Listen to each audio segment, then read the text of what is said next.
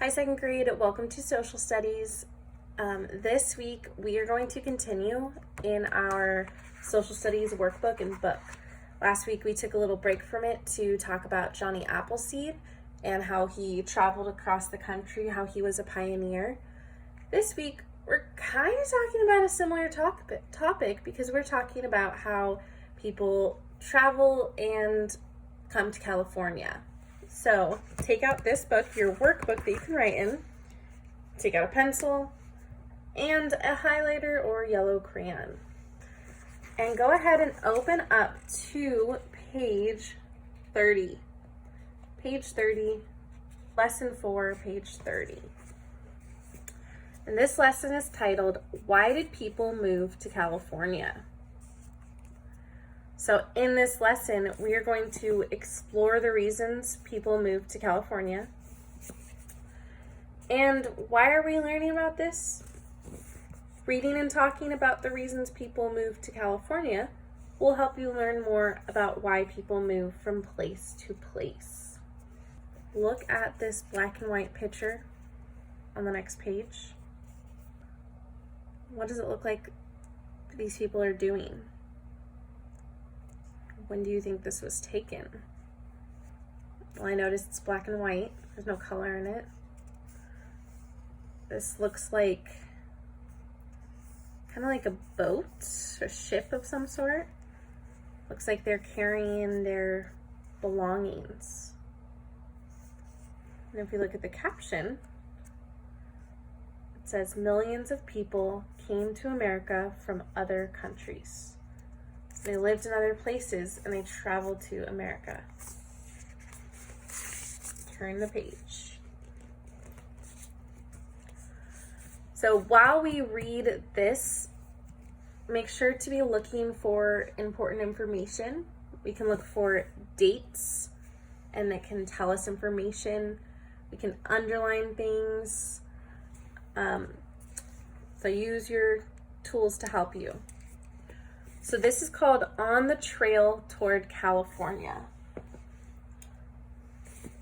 Some people write in a diary to help them remember important things that happen.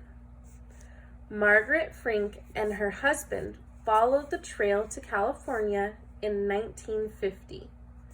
They were pioneers. Does that sound familiar from last week, Johnny Appleseed?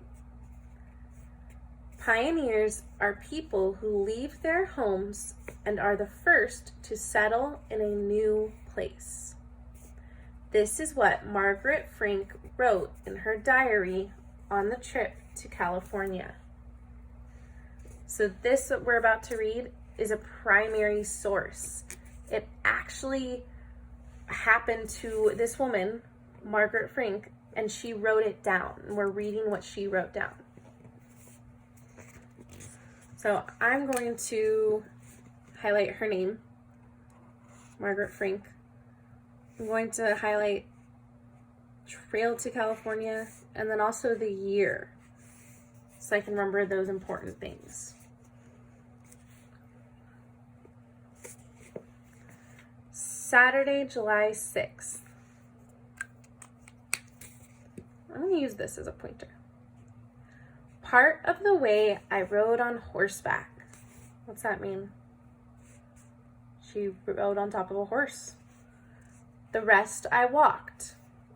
After coming to the valley, we drove to the river and rested some time for dinner. In the afternoon, we went 7 miles further down the valley and encamped at sundown by a beautiful stream. They're outside. They aren't staying in like a hotel or motel. Those didn't exist. So they were camping by water. Monday, July 8th. It rained considerably during the night. Mr. Frink was on guard until 2 o'clock when he returned to camp bringing the startling news that for some unknown cause, the horses had stampeded. The animals were found the next morning. When we arose, we found the range of mountains covered in new fallen snow. This is a beautiful valley, and when under settlement and cultivation, which means planted with lots of crops, so like plants, food, will be a delightful region. And here's an image of what she described. So this is an artist's interpretation of what she wrote. So this is a piece of art. It's not a real photograph. So the caption says, "Pioneers on the Road to California, 1850." So this diary entry told us about some part of California before it was covered in buildings and stores and houses. Instead, it was nature. And how did Margaret Frank think that the valley, this area, could be improved, could be better? She said settlement, so that means when people settle there, when there's people living there. And then she said cultivation, when they plant crops, when there's food growing. That's how it'll be better. Let's turn the page. So this is perfect because we recently were talking about the comprehension skill of cause and effect, and that's what we're going to continue talking about today. So this is a nice little review. The effect is what happened. The cause is why it happened. To find the cause and effect, number 1, read the text all the way through. Number 2, reread the text and look for something that tells you what happened. This is the effect. Circle it. Reread the text again and look for a detail that tells you why it happened. This is the cause. Underline it. Ask yourself, did the event lead to what happened? So let's practice this. They want us to focus on the horses. So we need to go back and see a cause and effect that might have happened with the horses. Horses were mentioned in this paragraph. Let's reread it. It rained considerably during the night. Mr. Frank was on guard until 2 o'clock, when he returned to camp bringing the startling news that for some unknown cause, the horses had stampeded. The animals were found the next morning. So, stampeded, this word right here, that means that the horses were suddenly panicked. And so they started just like running all over in a mass panic. They were all very like stressed. This, the horses had stampeded, is our cause. Let's go back. I can't remember. Do we need to circle or underline our cause?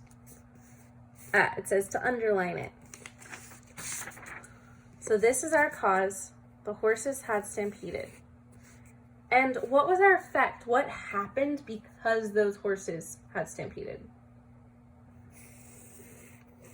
Mr. Frank returned to camp with startling news. So because he saw those horses going all crazy, he came back to camp and he told his wife and anybody else that was there. So let's flip back and let's fill that out. Cause. The horses stampeded.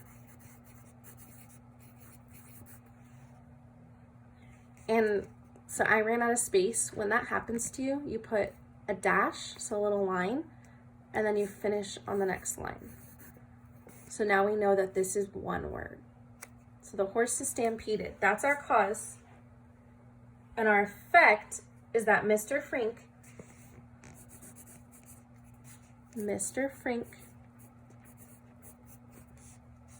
came back to camp